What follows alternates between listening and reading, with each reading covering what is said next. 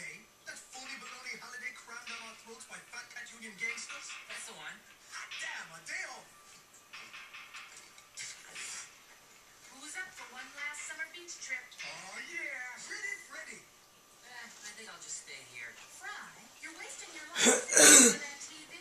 You need to get out and see the Okay, hi everybody, how's it going? Today I'm going to come to you talking about a new EP called How to Destroy Angels. That's the name of the band, and it's a self-titled EP. It is available as a digital download. You can get it for free.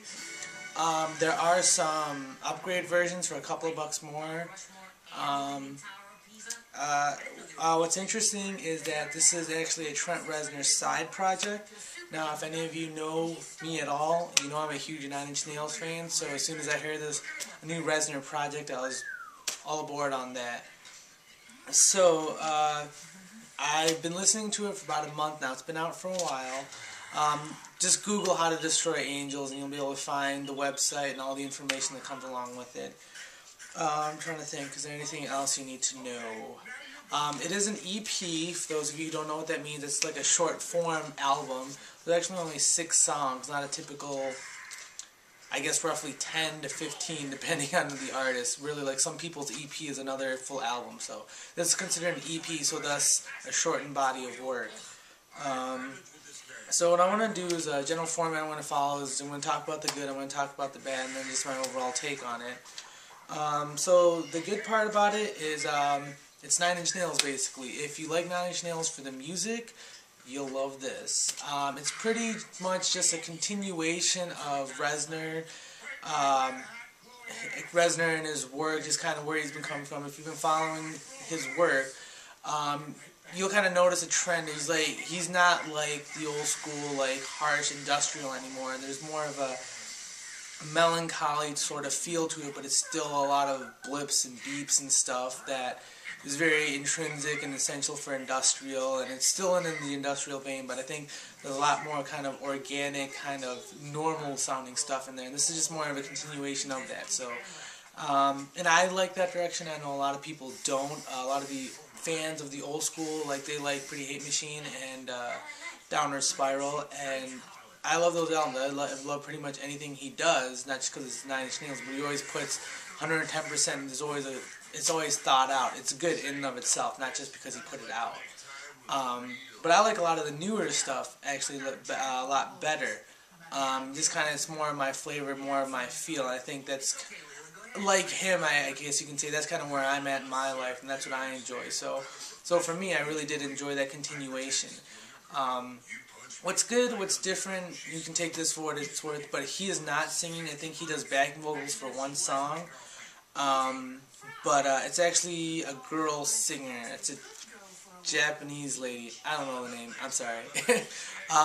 Actually, How to Destroy Angels is a 3-piece. It's Reznor, Atticus Ross, which is a production buddy of his.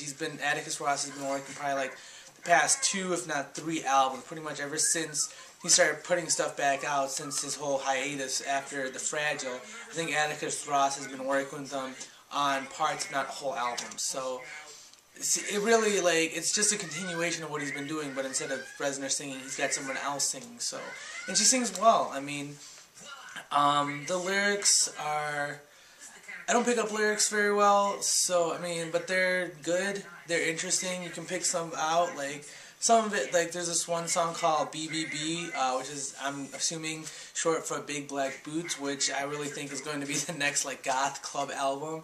And it's really funny to listen to, but it's kind of like, okay, this is relatable, actually. So, lyrically, I'd say it's good, maybe not great, but she sings well, so vocally it's very good. And it's really nice to hear something different, because vocals are really essential in American music, and to hear the same music with a different voice, female voice especially, like, really reinvents the music produced by Reznor. Trying to think. That's all the good stuff I can think of right now. I'm sure there's more later.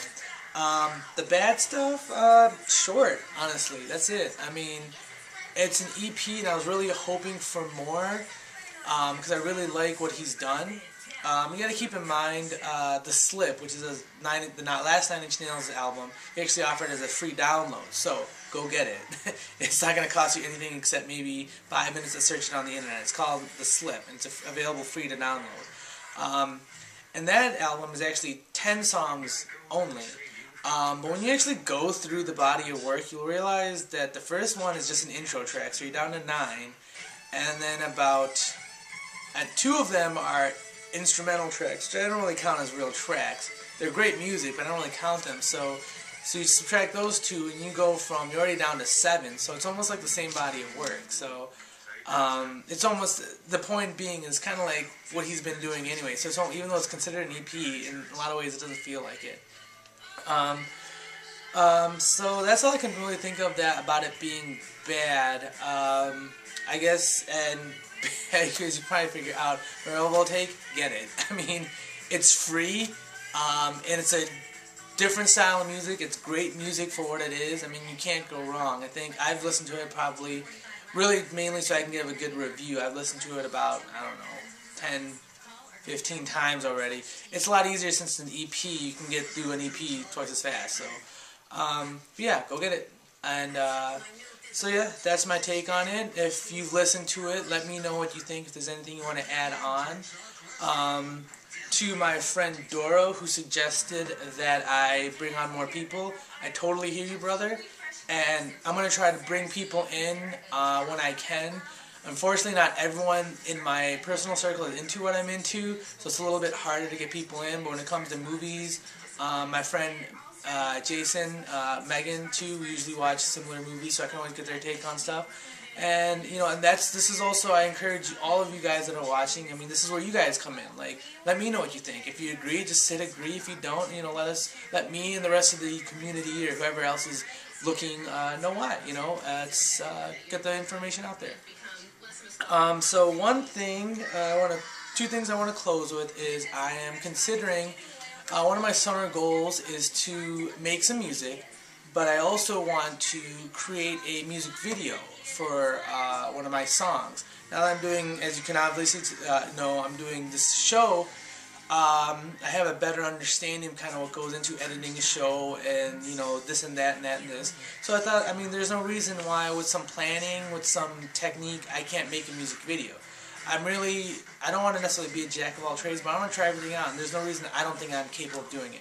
So, with that being said, I kind of have an idea of what I want to do, but I want to know what you guys would do. So my question I'm posing to you this time around is, if you were to make a music video, what would it be about? And I'm leaving it open. You can choose a song, you can imagine the song if you're a musician, just like, if you had the power to make any music video for your own music or anybody else, what would it be? What would it be the song you would choose? Harder, you can just describe it. Harder, softer song.